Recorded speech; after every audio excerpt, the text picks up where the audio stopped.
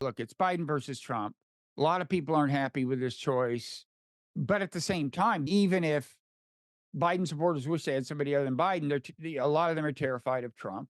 Hmm. They're going to spend the next 8 months in anxiety. And a number of the Trump supporters feel the same way.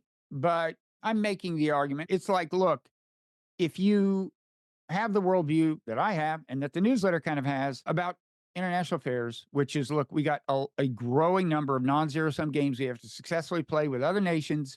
We got to give up this democracy promotion shtick.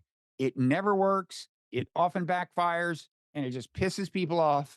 We can't afford to obsess over the values that prevail in every other country. We've got to work with countries to solve common problems, ranging from climate change to now AI, with a lot of stuff in between. And if you believe that, then both Trump and Biden are basically your enemy. I mean, you're not going to get any support for the next 4 years either way, because Biden's going to be doing this American exceptionalist democracy crusade that will make it very hard to actually cooperate systematically with other nations on critical issues. Hmm. And Trump doesn't believe in international governance. It's funny, America first, this ruthless focus on national interest, that doesn't have to be a bad thing. If you recognize how often our interests overlap with other nations, actually rationally pursuing America's national interests would not lead to a Trump-esque foreign policy by and large. It would lead you to cultivate global governance. I mean, it would lead you to follow some of the advice he gives, even if he doesn't follow it himself, the kind of seemingly anti-militaristic rhetoric, which is not even consistent rhetorically, and in any event, he doesn't seem to abide by once he gets into office and decides to like assassinate anybody he feels like assassinating. So that's kind of the argument is like, for me, the next 4 years, you're not going to have a friend in the White House either way. You should vote for who you think will be the better candidate. But the idea that one of them is going to make the world a great place and one won't, by my ideological lights, no, they are both trouble. People, I think, with some justice, worry about the domestic situation. If Trump is elected, Biden supporters do. I don't think that's crazy. I think it's overstated. And if you want to worry for that reason, worry. But as I prioritize policies, the stuff that I think is most important for America and the world, my priorities will not be served by either administration. And so it's basically just spend the next 4 years strategizing, let them heighten the contradictions, as they say in the revolution business. And we'll see. Yes.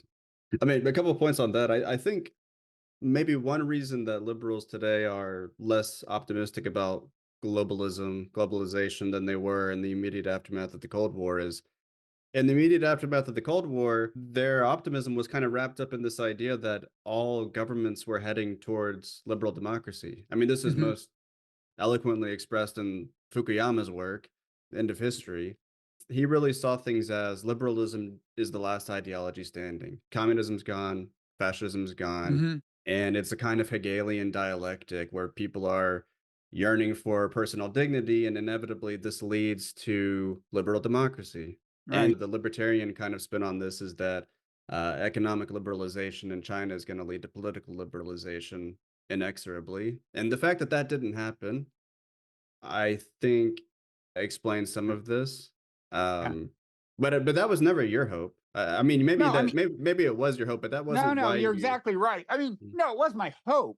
And Mm-hmm. I still think that the jury is out on whether China can have enduring prosperity without engaging in some political liberalization in terms of civil liberties and whatever. Mm-hmm. Um, Although there's actually more of certain kinds of freedom in China than is widely recognized. But no, you're right. I mean, I had him on the podcast some months ago, Frank, Mm-hmm. and I know him fairly well, and I really regret it. I only realized afterwards, like I kind of avoided this. We didn't engage on Ukraine, even though we both knew that we kind of disagree.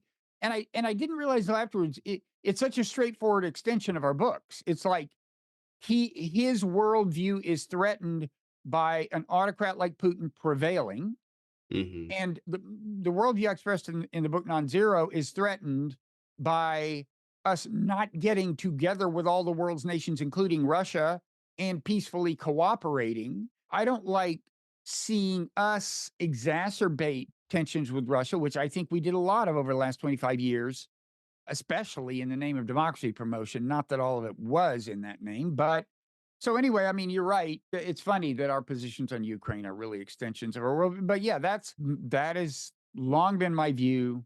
That's the realist part of me, is that you just cannot afford, for the good of humankind and your own nation, you cannot afford to get too obsessed with remaking all nations in your image. Thanks for watching Nonzero Clips. To hear more of this conversation and others like it, subscribe to the Nonzero YouTube channel or the Nonzero podcast feed. And to gain access to exclusive podcast content, subscribe to Robert Wright's Nonzero newsletter on Substack.